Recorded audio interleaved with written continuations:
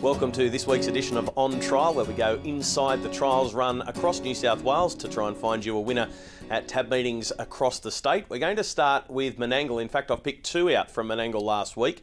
I was really excited by the horses that went around there. Going to start off with a horse that actually didn't win a trial, but finished a second. So this is Black Warrior, a horse that trialled behind Kilcullen. Now, Black Warrior is an interesting horse, formerly trained in Victoria by Gator Pulicino, joins the Kerry Ann Turner stable and had the services of Robbie Morris in this trial.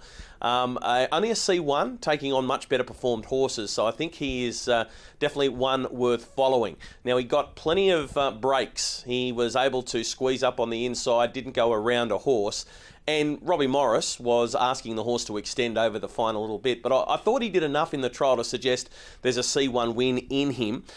In the early stages of the trial, he wasn't bustled. He was able to hold the spot 3 back on the pegs. He raced there until the final turn, and he was just able to slide up on the inside, and he stuck right to the pegs. Everything that opens up, and I thought the effort was very good. The time was solid. They went 1:54.4. They ran their last 800 in 56.9 and up the straight in 28.3. So those sort of times suggest that a horse like Black Warrior should be able to win a race pretty early on in his campaign, especially for the new stable Kerry Ann Turner's team, and with Robbie Morris doing the driving, and of course they're having a fantastic run at the moment. So there's Black Warrior, and the horse that runs third in the trial, Shadow Rain, I know he was sent back to the trials because of a recent performance, but I wouldn't be throwing him into the waste paper bin either. I think you can follow him with a bit of confidence. I really like the way he got to the line well, especially from how far back he came. So maybe the horse that we're going to pointer is Black Warrior, but definitely Shadow Rain out of that trial impressed me as well. Another trial that I want to show you at Menangle from last week, and this was trial number 4. This was won by the very well performed Birdie Mac. Now, I'm not getting too overawed by the fact that Birdie Mac was able to beat Montefieth, because Montefieth was dragged off the gate early and then got a long way off the leading 2 horses at the 600 metre mark, and John McCarthy really set him a task to try and give him a good hit out for the Queensland Pacing Championship. So I'm not getting too excited about the fact that Birdie Mac beat Montefieth in a trial. I'm more excited by the fact the time was supersonic, 1:51 and a piece, and Birdie Mac is the sort of horse that is racing well enough, and especially when he gets into Metropolitan grade, he's going to be able to be put to sleep on the pegs and then come with the very strong finish that he's got. He landed behind the leader. He was restrained to find that position. I thought that when he makes his run, he comes very quickly when he comes wide off the track, and he gets home in a very quick time. But he finds the line strongly. Montefieth is being asked to extend, to chase him. But I thought the effort by Birdie Mac was really good. He went 1:51.8. His last 800 metres in 54.5 and home in 27 seconds. I really do think he's shown his colours now. He's a real sit-and sprinter. Can't do much work. Can't be forced to sit outside the leader.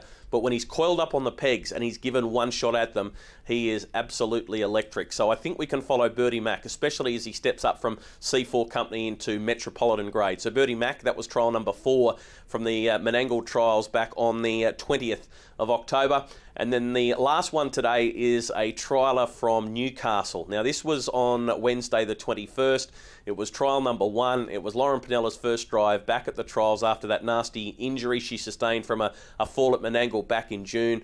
And this is a very talented horse, Yaya's Hotspot. But I think we need just to highlight the fact that the time was so strong. Now, Yaya's Hotspot was nominated for the Inter-Dominion Series. Having a chat with Shane Tritton, I think he's more keen to concentrate on the new Carnival Cups bonus that has been implemented by Harness Racing New South Wales this season. $20,000 up for grabs in that. And I think Shane's pretty keen to chase that with races like the Shirley Turnbull Memorial at Bathurst and some of the other Group 2 and Group 3 features around the Carnival of Cups. But just looking at the trial, went straight to the peg, straight to the front. We wouldn't expect anything less of a horse like Yaya's Hotspot. He just rolled throughout. Lauren Pinella, gave him a few taps late just to keep his mind on the job. He was probably getting a little bit tired. He's one of these horses that Shane Tritton has timed the campaign to have him ready to go when Lauren's back from a spell. Horse probably could have been at the races for the past fortnight or so, but he's just been waiting until Lauren returns. So I would suggest that Yaya's Hotspot's going to be short for the first few runs in his campaign, but understandably so on a performance like this. 153.6 at Newcastle for the mile, 55.6 the last 800 and 27.4. So he's ready to resume and he's ready to win races. So the horses going on trial this week, they are Black Warrior for Kerry Ann Turner, Birdie Mac for Belinda McCarthy, and we're going to go on trial with Yaya's Hotspot for Shane Tritton. Join me again next week when I go on trial, looking at all the trials across New South Wales to try and find you a winner.